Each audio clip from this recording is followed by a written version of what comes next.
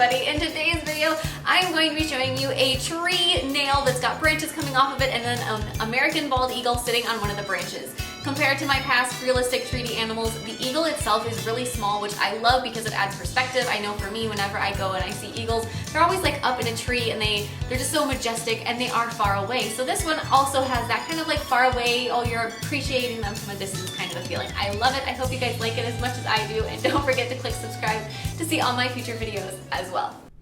So to begin this design, we're going to start out, unlike most of mine, where we usually do the background of the nail first. This one you actually need to start with the branch. So instead of, applying an overlay to the nail, you're going to want to do that second. So we're going to take a nail form backing and we're going to sculpt with a dark brown and just make the shape of your tree branch. Before you sculpt this dead tree base, you're going to want to consider how big you want your eagle to be, what kind of angle you want your eagle to be sitting on, and then take all of that information into consideration for sculpting the style of your little tree here. So if you want your eagle to be larger, you may consider doing a different kind of branch and having it not look like an entire tree, but maybe the tip of the nail is just the branch.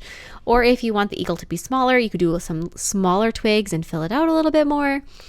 Or if you want the eagle to be like in a different position, or you could even sculpt a little eagle nest in here. There's so many choices to kind of vary it up and change it if you would like to. So we're just going to start out with a basic tree shape, and now I'm going to take a little bit of that brown acrylic and I'm going to place that on the tip of the nail, and then I'm going to place down my tree. If you are going to be sculpting on a nail, on a human, what I would do is I would sculpt a very thin clear base and then use that in replace of this clear nail tip that I'm using. However, if it's like a practice nail like this, you want to make sure it's as thin as possible before you go through and you add all the brown on top of it. If this is on a person though, you do need to have at least a little bit of a base on the nail, especially if you're going to be extending it. And then after that is done and it's all attached and it's not going anywhere, you're going to take more of your brown acrylic and you're going to apply an overlay across the entire nail, smoothing out the transition between the nail tip and your tree. If there is any areas that need to have a little bit more thickness, go ahead and add them, but you still want to try to maintain a relative thin quality to this design at this point. I'm going to take more of the brown acrylic and add it to the underside of my tree, coming out from the tip, to add strength for one, and to add just a little bit more roundness so that if you look at this eagle from any side, any direction, the tree does look like it should. Otherwise, it has a very flat, shiny back to the tree. So if you look at the back of your eagle or the tail or feet or anything from the other side, you're going to see this very, very shiny, very plasticky looking tree. So we want to fill that out and round it out. And we're also adding an incredible amount of strength in this step as well, both to the tree being held onto the nail and for the branches themselves. Now I'm going to take a mix of a couple different shades of beige and brown paint. Beige and brown acrylic, not paint, I'm sorry. And I'm going to spread a thin layer of that over the top of the nail in small sections, a very thin acrylic. And then I'm going to take a dotting tool that has been dipped into some powder, some beige acrylic powder, and then I'm going to swipe it through that acrylic. Not trying to make it pretty. We are making our tree texture, our bark texture. So as you are swiping it through the acrylic, just kind of scrub it around a little bit. Have a direction that it's going in. You don't want it to just be completely random. It should sort of flow in a certain direction. In this case, it is up and down. But if you are like going around the curve of the tree, you're going to have to curve those lines. So while it is fairly just random and scrub your tree with a dotting tool, you do have to kind of have a bit of a rhyme and reason to what you are doing. And then you're going to apply this little mix across the entire thing. The initial shade of brown that you used for your tree should be 1 to 2 shades darker than the next darkest shade. So for my 2 colors of tree here, I actually had 3 shades of tan and brown acrylic, so that the darkest one in this mix should be 1 to 2 shades lighter than the original color that you used, so that there's still some nice contrast. You don't want to use the same color for this top layer. After you have that done, then you can take a nail form backing once again, and we're going to start sculpting the base for our eagle. Obviously, if we're going to make a bigger eagle, all of these shapes were going to be bigger. If you're going to make a smaller one, I wish you good luck. He is so tiny that even creating an eagle of this size is something of a challenge, just because there's so little space to work with. But if you want to, all the power to you. I'm going to make a little base on my tree where I'm going to position my eagle with clear acrylic so that he can stand up away from the branch just slightly. And then with some very uncooperative nail glue, I'm going to glue that little flat eagle base to that clear piece. The clear acrylic will actually look clear in a moment. Right now, because it is still polymerizing, it is still a little bit foggy looking. So glue your eagle in place, and then after that eagle has been glued in place, take more clear acrylic and secure your eagle to the clear base, and in turn to the tree. As you are attaching all of those pieces together, keep in mind that it is very, very fragile. So just be very gentle with your eagle. And as you're doing this next layer of acrylic to fill out the shape of the eagle, you can see that I have my finger behind it on the other side, creating a little stand for it and propping it up so that it doesn't tip over. As you're doing that and you're just supporting it, you need to make sure you do that for the first side, whatever side it is that you're sculpting on first. And then when you go to turn it around and do it for the other side, when that time comes, if you start to sculpt on it and it feels like it's a little bit wiggly or a little wobbly or not quite tight or secure, then you're still going to need to support it on the other side with your other finger. If as you start on the first side or on the second side, it feels solid, it feels good, then you don't have to worry about it. As you can see, mine was still wiggling. So you're going to do the first side, then the second side with the same dark brown that you did to start out your eagle with for the body. And then you're going to go back to white acrylic and you're going to fill out the head. As you're filling out the shape of the head, take some more of your white acrylic and your brown acrylic back and forth as needed to create a soft little blend between the white head and dark brown or black body.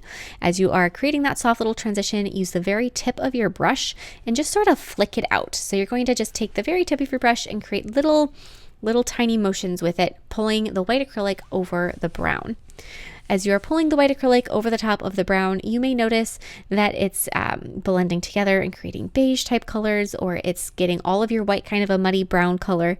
If anything of that nature is happening where you can tell that the brown from underneath is bleeding into your white, you're going to need to wait 5 minutes and then try it again. And then if that still's happening, wait 10 minutes and try it again, and keep pushing off the time so that the brown acrylic underneath can cure fully, completely, 100% before you start adding the white on top.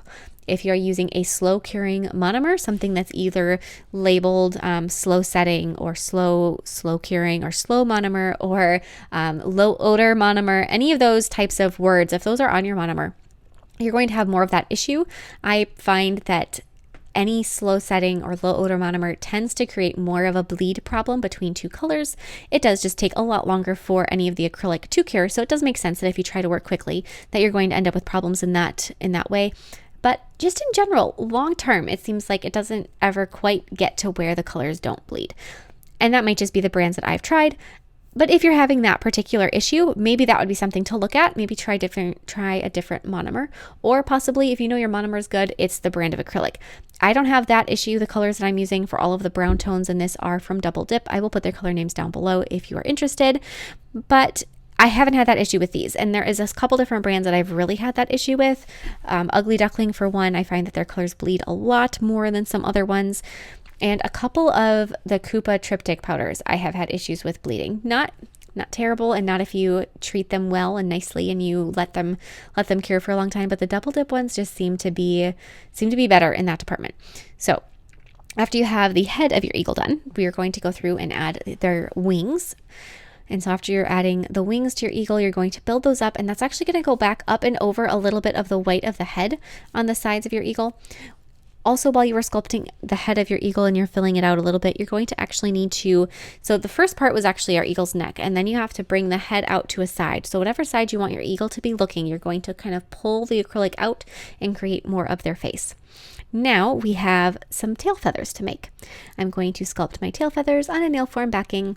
If you've never worked on top of a nail form backing, or even if I get questions on what a nail form backing is quite often. A nail form backing is the sticker paper that holds a nail form before you use it. So I always keep mine, and I have a huge collection of them because I just keep all of them, and they're good for a couple different sculptings on top of them. Sometimes after a little while they get kind of the little plastic protector layer on them seems to wear out, and so then the pieces stick. So you just want to use them once or twice, but you always save them. I always save them, and it's really nice to work on top of them because you can sculpt things easily. You can get really nice clean shapes, and then as soon as they're cured, you can just pop them right off. They don't stick, and then you can use them and attach them however you want to your piece. If you don't have a silicone or a nail form backing, I've had some people ask if you can use silicone. I think actually acrylic sticks to silicone. I haven't tried it myself because I'm kind of afraid to, but if you have tried it, let me know if that works. Otherwise, the other thing you can do is you can use, like, if you get anything in the mail that has a return sticker, like a return packing label, if you were not happy with whatever your purchase was. That is another thing. It's basically just sticker paper. Anytime you find sticker paper, it can even be from a set of kid stickers.